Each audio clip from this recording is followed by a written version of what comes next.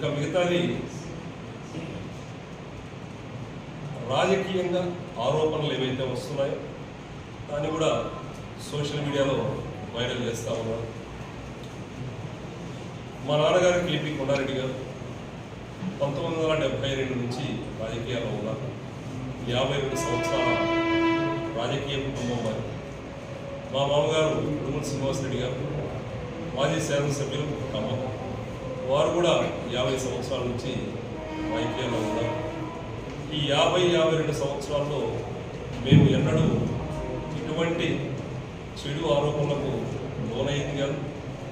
ఎప్పుడు ఇటువంటి చిన్న చిన్న పొరపాట్లు చేసిన వాళ్ళం కూడా కాదు. నాకు తెలిసి 52 సంవత్సరాలు ఏ చిన్నపాటి పొరపాట్లు చేసినా కూడా ఎక్కడ ప్రజలకు క్షమించరు.